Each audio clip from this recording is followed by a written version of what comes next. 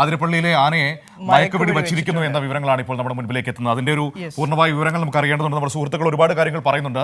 നിങ്ങളിലേക്ക് വരാൻ ഞങ്ങൾ വളരെ തിരക്ക് പിടിച്ച് ഈ വാർത്തകളിലേക്ക് പോയതുകൊണ്ടാണ് അധികം സംസാരിക്കാൻ കഴിയാതിരുന്നത്. തിയോഫിൻ ഒരിക്കൽ കൂടി ചേരുകയാണ്. തിയോഫിൻ, ഇപ്പോൾ ആനയെ മയക്കുപിടി വച്ചിരിക്കുന്നു എന്നാണ് അറിയാൻ കഴിയുന്നത്. മനു, ആനയെ ലൊക്കേറ്റ് ചെയ്തത് വെറ്റിലപ്പാറ ഭാഗത്താണ്. ഇവിടെ വെച്ചാണ് ആനയ്ക്ക് ആദ്യ റൗണ്ട് മയക്കുവെടി വെച്ചത്. പക്ഷേ ഈ വെടി കൊണ്ടിട്ടുണ്ടോ എന്ന കാര്യം നമുക്കിപ്പോഴും സ്ഥിരീകരിക്കാൻ കഴിഞ്ഞിട്ടില്ല. കാരണം ഈ ആനയ്ക്കൊപ്പം തന്നെ മറ്റൊരു ആന കൂടി ഉണ്ടായിരുന്നു.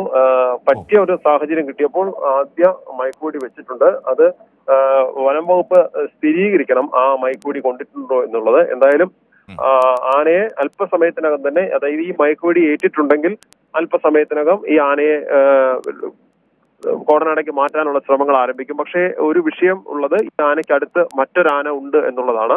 ഏഴാറ്റുമുഖം ഗണപതിയാണെന്നാണ് നിഗമനം.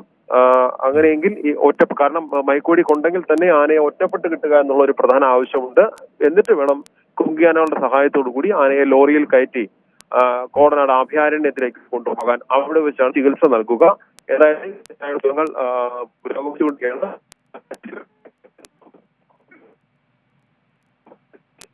ആനയെ മയക്കുവെടി വച്ചിരിക്കുന്നു എന്നതാണ്. പക്ഷെ കൂടെ മറ്റൊരു ആന കൂടിയുണ്ട്.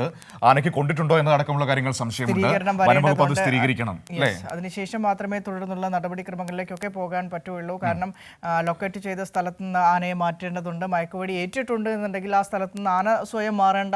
സ്വാഭാവികമായിട്ടും മയക്കുവെടി കൊള്ളുമ്പോൾ ആന പരിഭ്രാന്തിയോടെ ഓടാനുള്ള എല്ലാ സാധ്യതയുമുണ്ട്. അത് നമുക്കറിയാവുന്നതാണ്. ആനയെ പിടികൂടണം, തിരിച്ച് കൂട്ടിലേക്ക് കയറ്റണം. കുങ്കിയാനകളടക്കമുണ്ട്. എല്ലാ സംവിധാനങ്ങളും സജ്ജമാക്കിയിട്ടുണ്ട്. ആനയെ അവിടുന്ന് പിടികൂടി വളരെ വേഗത്തിൽ തന്നെ കോടനാട്ടേക്ക് കൊണ്ടുപോവുക എന്നതാണ് വനംവകുപ്പിന്റെ മുൻപിലുള്ള ഏറ്റവും പ്രധാനപ്പെട്ട കടമയെന്ന് പറയുന്നത്. തിയോഫിൻ, ഏതായാലും മയക്കുവെടി വെച്ചിരിക്കുന്നു, പക്ഷേ കൊണ്ടിട്ടുണ്ടോ എന്ന കാര്യത്തിൽ സ്ഥിരീകരണം വേണം. സ്വാഭാവികമായും മയക്കുവെടി ഏൽക്കുമ്പോൾ ആന പരിഭ്രാന്തിയോടെ ഓടാനുള്ള ഒരു സാഹചര്യമുണ്ടല്ലോ. അവിടെ അങ്ങനെ സംഭവിച്ചിട്ടുണ്ടോ? എന്താണ് ഇപ്പോൾ അതിൽ നിന്ന് നമുക്ക് അറിയാൻ കഴിയുന്നത്? വനംവകുപ്പ് പറയുന്നത് എന്താണ്? മനു, കുറച്ചു ദൂരം ആന ഓടിയിട്ടുണ്ട്. അതുകൊണ്ട് തന്നെ ഈ വെടി കൊണ്ടിട്ടുണ്ടാകാം എന്നൊരു നിഗമനമുണ്ട്. പക്ഷെ നമുക്കൊരു സ്ഥിരീകരണം ലഭിക്കേണ്ടതുണ്ട്. അതുകൊണ്ടാണ് നമ്മളത് പറയാത്തത്. മനു, എന്തായാലും അല്പദൂരം ആന ഓടിയിരുന്നു. സാധാരണഗതിയിൽ മയക്കുവെടി കൊണ്ടിട്ടുണ്ടെങ്കിൽ ആ കൊണ്ട് അല്പദൂരം ഓടുകയും ഈ ഓടി എത്തുന്നതിനിടയിൽ ആന മയങ്ങി തുടങ്ങുകയും ചെയ്യും. അങ്ങനെയാണെങ്കിൽ വളരെ പെട്ടെന്ന്, എന്തായാലും വളരെ വേഗം തന്നെ ഈ ദൗത്യം പൂർത്തിയാക്കാനുള്ള ഒരു നീക്കത്തിലാണ്. കാരണം രാവിലെ തന്നെ അതുകൊണ്ടാണ് 6 മണി മുതൽ തന്നെ ഇതിനുള്ള ശ്രമം ആരംഭിച്ചത്. ചെറുതായി വെളിച്ചം വീണ് തുടങ്ങിയപ്പോൾ തന്നെ. കാരണം ആന രാത്രി സഞ്ചരിച്ചു കൊണ്ടിരിക്കുമായിരുന്നു. അതുകൊണ്ട് തന്നെ ആനയെ നിരീക്ഷണത്തിലാക്കി നിർത്തിക്കൊണ്ട് രാവിലെ കൃത്യമായി ആനയുള്ള സ്ഥലം ലൊക്കേറ്റ് ചെയ്ത് അവിടെ നിന്ന് ആനയെ ഒരു സൗകര്യപൂർവ്വം ഈ മയക്കുവെടി വെക്കാവുന്ന ഒരു സ്ഥലത്തേക്ക് അങ്ങനെ ആനയെ കണ്ടെത്തി, അല്ലെങ്കിൽ ആനയുടെ മൂവ്മെന്റ് അവിടെ എത്തുമ്പോൾ വെടിവെക്കുക എന്നതായിരുന്നു തീരുമാനം. അങ്ങനെയാണ് അല്പസമയം മുൻപ് ആനയെ ആദ്യ റൗണ്ട് മയക്കുവെടി വെക്കാൻ സാധിച്ചത്.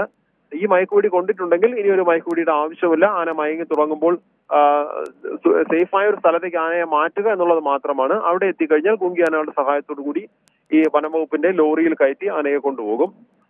അതാണ് ഒരു പ്രധാന ദൗത്യമുള്ളത്.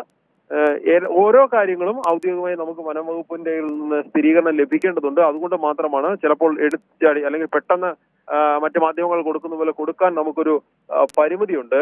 അതുകൊണ്ട് മാത്രമാണ് ഒരു നിമിഷമെങ്കിലും ചിലപ്പോൾ നമ്മൾ സ്ഥിരീകരണം വന്നിട്ട് മതി. അതെ, ഏതായാലും ആനയെ എത്രയും വേഗം പിടികൂടാൻ കഴിയട്ടെ എന്ന് തന്നെ നമുക്ക് ആഗ്രഹിക്കാം. തിയോഫിൻ, നമുക്ക് തിയോഫിനിലേക്ക് അല്പസമയത്തിനകം തന്നെ തിരികെ എത്താം. അതിന്റെ ഒരു സമഗ്രമായ വിവരങ്ങൾ നമുക്ക് വേണം.